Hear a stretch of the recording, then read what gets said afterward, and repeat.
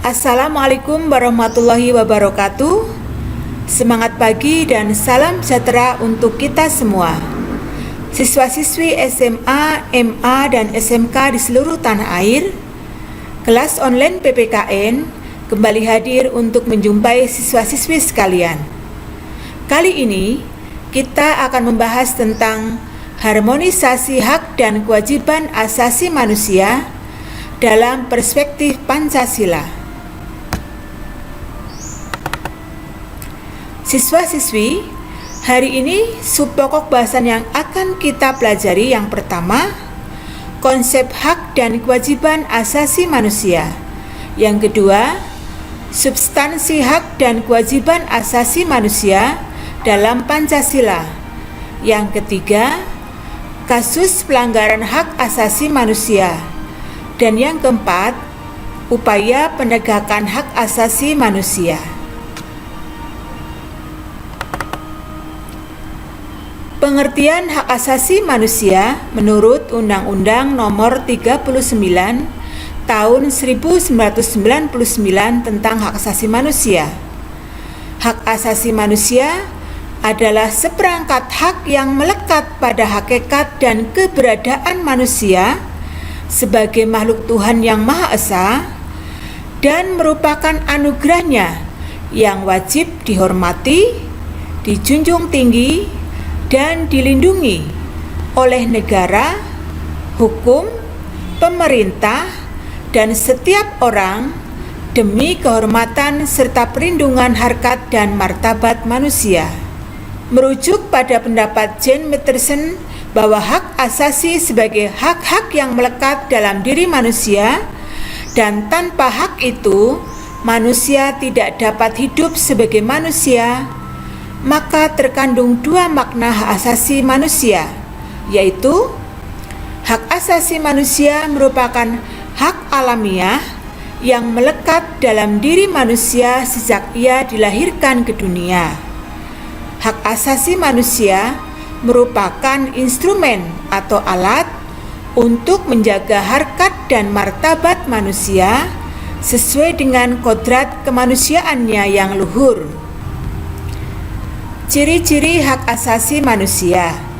Dibandingkan dengan hak-hak yang lain, hak asasi manusia memiliki ciri-ciri khusus.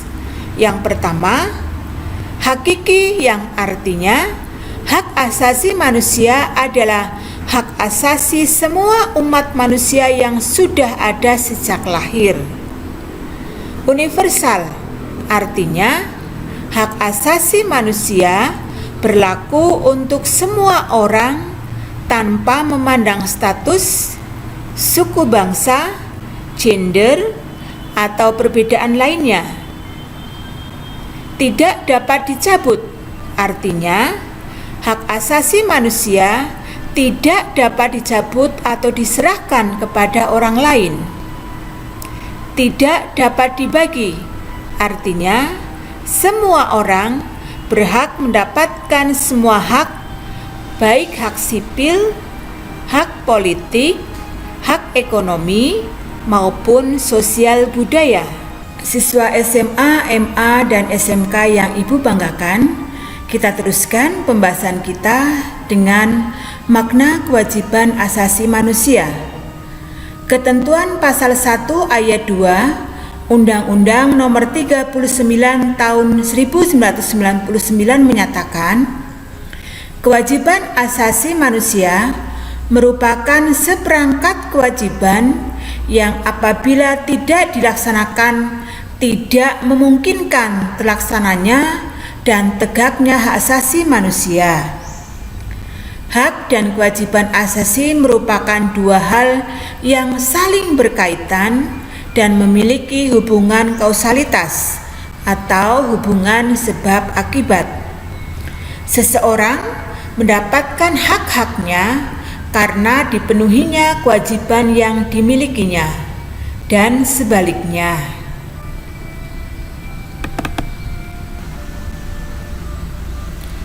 Salah satu karakteristik hak dan kewajiban asasi manusia adalah sifatnya yang universal.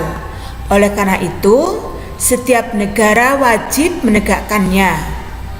Akan tetapi, karakteristik penegakan tergantung pada pengaruh pembedanya, yaitu ideologi dan kebudayaan yang dianut oleh masing-masing negara. Begitu pula di negara Indonesia, penegakan hak asasi manusia dipengaruhi oleh ideologi Pancasila melalui nilai-nilai yang terkandung di dalamnya, yang dikategorikan menjadi nilai dasar, nilai instrumental, dan nilai praksis. Siswa sekalian, lalu apa saja hak dan kewajiban asasi manusia dalam nilai dasar Pancasila? Nilai dasar berkaitan dengan hakikat kelima sila Pancasila. Nilai dasar bersifat universal, sehingga di dalamnya terkandung cita-cita, tujuan, serta nilai-nilai baik dan benar. Nilai dasar ini bersifat tetap dan melekat pada kelangsungan hidup negara. Hubungan antara hak dan kewajiban asasi manusia dengan Pancasila, contohnya, sila pertama menjamin hak kemerdekaan untuk memeluk agama. Sila kedua menempatkan hak setiap warga pada kedudukan yang sama dalam hukum. Sila ketiga mengamanatkan adanya unsur pemersatu di antara warga negara. Sila keempat mengamanatkan unsur musyawarah dalam menyelesaikan masalah. Dan sila kelima mengakui hak milik perorangan yang pemanfaatannya tidak boleh bertentangan dengan kepentingan umum. Hak dan kewajiban asasi manusia dalam nilai instrumental Pancasila. Nilai instrumental merupakan penjabaran dan pedoman pelaksanaan dari kelima sila Pancasila. Perwujudan nilai instrumental pada umumnya berbentuk ketentuan konstitusional. Misalnya, Undang-Undang Dasar tahun 1945, terutama pasal 28A sampai 28C. Ketetapan MPR nomor 7/MPR/1998 tentang hak asasi manusia. Undang-Undang nomor 29 tahun 1999 tentang hak asasi manusia. Peraturan pemerintah pengganti Undang-Undang nomor 1 tahun 1999 tentang pengadilan hak asasi manusia. Peraturan pemerintah nomor 2 tahun 2002 tentang tata cara perlindungan terhadap korban dan saksi dalam pelanggaran hak asasi manusia. Keputusan Presiden nomor 50 tahun 1993 tentang Komisi Nasional Hak Asasi Manusia. Siswa sekalian, lalu bagaimana dengan hak dan kewajiban asasi manusia dalam nilai praksis Pancasila? Nilai praksis merupakan realisasi nilai-nilai instrumental dalam kehidupan sehari-hari. Nilai praksis senantiasa berkembang dan dapat dilakukan perubahan dan perbaikan sesuai perkembangan zaman dan aspirasi masyarakat. Hal ini dikarenakan Pancasila merupakan ideologi yang terbuka. Sebagai contoh nilai cinta tanah air, pada masa penjajahan, nilai ini diwujudkan dengan berjuang mengusir penjajah. Namun, di era kemerdekaan ini, cinta tanah air dapat diwujudkan dengan melaksanakan pembangunan di segala bidang. Siswa SMA, MA, dan SMK di seluruh tanah air, kita teruskan pembahasan kita dengan kasus pelanggaran hak asasi manusia. Hak dan kewajiban asasi tidak dapat dipisahkan, karena dari kewajiban itulah muncul hak dan sebaliknya. Namun, dalam kenyataannya sering terjadi pelanggaran terhadap hak dan kewajiban warga negara. Hal ini dapat terjadi karena faktor-faktor penyebab sebagai berikut. Yang pertama, faktor internal. Faktor internal yaitu dorongan untuk melakukan pelanggaran hak asasi manusia yang berasal dari diri pelaku pelanggar hak asasi manusia. Faktor eksternal. Faktor eksternal yaitu faktor di luar diri manusia yang mendorong seseorang atau sekelompok orang melakukan pelanggaran hak asasi manusia.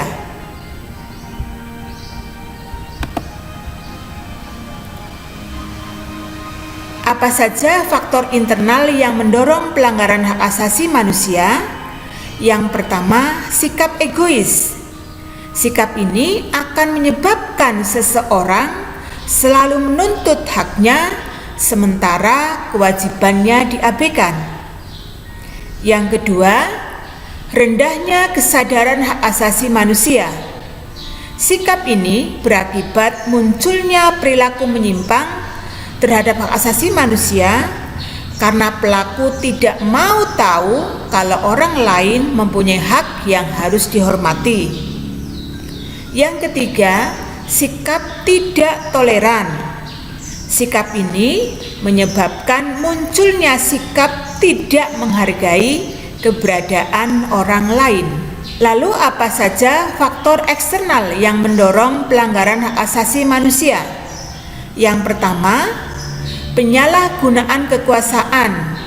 Contohnya, tindak pidana korupsi yang menyebabkan dilanggarnya hak orang lain. Yang kedua, ketidaktegasan aparat penegak hukum. Contohnya, penyelesaian kasus pelanggaran hak asasi manusia yang tidak tuntas yang akan memicu munculnya kasus-kasus yang lain. Yang ketiga, penyalahgunaan teknologi. Contohnya, pertemanan di media sosial yang berujung pada pelecehan seksual. Yang keempat, kesenjangan sosial ekonomi yang dibiarkan sehingga memicu pelanggaran hak asasi manusia seperti perbudakan, perampokan, dan sejenisnya. Nah, contoh kasus pelanggaran hak asasi manusia di Indonesia. Yang pertama, kerusuhan Tanjung Priok pada tanggal 12 September 1984. Yang kedua, penyerbuan kantor PDIP pada tanggal 27 Juli tahun 1996. Yang ketiga, penembakan mahasiswa Trisakti pada tanggal 12 Mei tahun 1998. Yang keempat, tragedi Semanggi tanggal 13 November tahun 1998 dan tanggal 24 September tahun 1999. Dan yang kelima, penculikan aktivis pada tahun 1997 dan tahun 1998. Siswa-siswi SMA, MA, dan SMK di seluruh tanah air, kita teruskan dengan upaya penegakan hak asasi manusia. Dalam proses penegakan hak asasi manusia, bangsa Indonesia mempertimbangkan pada kedudukan negara Indonesia sebagai negara berdaulat di satu sisi dan dalam pelaksanaannya mengacu pada ketentuan hukum internasional di sisi yang lain. Adapun langkah-langkah strategis yang diambil meliputi pembentukan Komisi Nasional Hak Asasi Manusia, pembentukan instrumen hak asasi manusia, dan pembentukan pengadilan hak asasi manusia. Kita bahas satu persatu bersama-sama. Pembentukan Komisi Nasional Hak Asasi Manusia. Komisi Nasional Hak Asasi Manusia dibentuk pada tanggal 7 Juni tahun 1993 melalui keputusan Presiden nomor 50 tahun 1993. Komnas HAM beranggotakan 35 orang yang dipilih oleh Dewan Perwakilan Rakyat dan ditetapkan oleh Presiden. Komnas HAM merupakan lembaga mandiri setingkat lembaga lainnya yang berfungsi melaksanakan kajian, perlindungan, penelitian, penyuluhan, pemantauan, investigasi, mediasi terhadap persoalan-persoalan hak asasi manusia.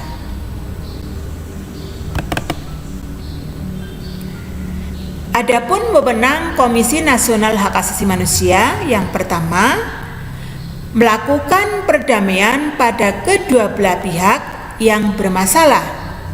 Yang kedua, menyelesaikan masalah secara konsultasi maupun negosiasi. Yang ketiga, menyampaikan rekomendasi atas suatu kasus pelanggaran hak asasi manusia kepada pemerintah dan DPR untuk ditindaklanjuti. Dan yang keempat, memberi saran kepada pihak yang bermasalah untuk menyelesaikan sengketa di pengadilan.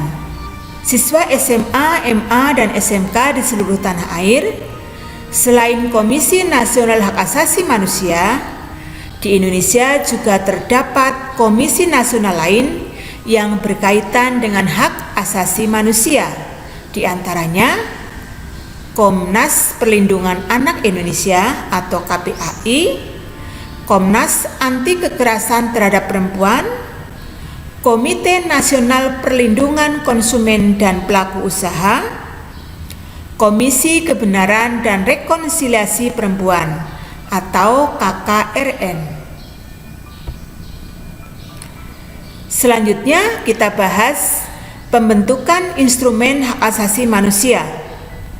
Instrumen hak asasi manusia merupakan alat yang berupa peraturan perundang-undangan untuk menjamin kepastian hukum serta memberikan arahan dalam proses penegakan hak asasi manusia. Adapun perundang-undangan yang telah dibentuk di antaranya, yang pertama, ketentuan konstitusional dalam Undang-Undang Dasar 1945 dan peraturan di bawahnya. Yang kedua, ratifikasi instrumen hak asasi manusia internasional selama tidak bertentangan dengan Pancasila dan Undang-Undang Dasar tahun 1945. Seperti Convention on the Elimination of Racial Discrimination atau Konvensi Pembatasan Diskriminasi Rasial yang diratifikasi dengan Undang-Undang Nomor 29 Tahun 1999. Contoh yang lain, International Convention on Civil and Political Rights, yang artinya Konvenan Internasional untuk Hak Sipil dan Politik. Konvenan ini diratifikasi dengan Undang-Undang Nomor 11 Tahun 2005. Siswa sekalian, kita teruskan pembahasan kita dengan pembentukan Pengadilan Hak Asasi Manusia. Pengadilan Hak Asasi Manusia dibentuk berdasarkan Undang-Undang Nomor 26 Tahun 2000. Wewenang Pengadilan HAM meliputi 1. Memeriksa dan memutuskan perkara pelanggaran hak asasi manusia yang berat. Yang kedua, memeriksa dan memutus perkara pelanggaran hak asasi manusia yang dilakukan oleh warga negara Indonesia dan terjadi di luar batas teritorial wilayah Indonesia. Dan yang ketiga, wewenang tersebut hanya berlaku bagi warga negara di atas usia 18 tahun. Selanjutnya kita bahas upaya penanganan kasus pelanggaran hak asasi manusia. Upaya penanganan kasus pelanggaran hak asasi manusia dimulai dari upaya pencegahan. Di antaranya, yang pertama, menegakkan supremasi hukum dan demokrasi. Yang kedua, meningkatkan kualitas pelayanan publik. Yang ketiga, meningkatkan pengawasan terhadap pemerintah dalam menegakkan hak asasi manusia. Dan yang keempat, meningkatkan sosialisasi prinsip-prinsip hak asasi manusia melalui lembaga pendidikan formal maupun non-formal. Siswa SMA, MA, dan SMK di seluruh tanah air, hak dan kewajiban asasi merupakan dua hal yang tidak dapat dipisahkan satu sama lain. Seseorang tidak dapat menikmati hak yang dimilikinya sebelum memenuhi apa yang menjadi kewajibannya. Dibutuhkan upaya untuk mengharmonisasikan hak dan kewajiban sebagai bentuk dukungan terhadap penegakan hak asasi manusia.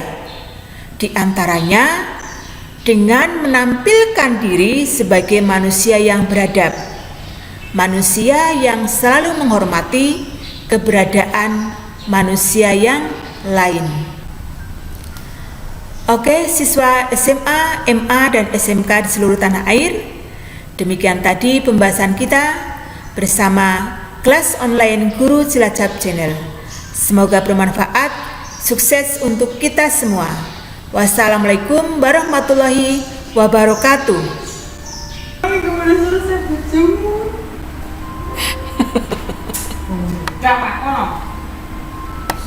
Aduh, baru slide 6 ya. Enggak saya enggak. Jangan nangis.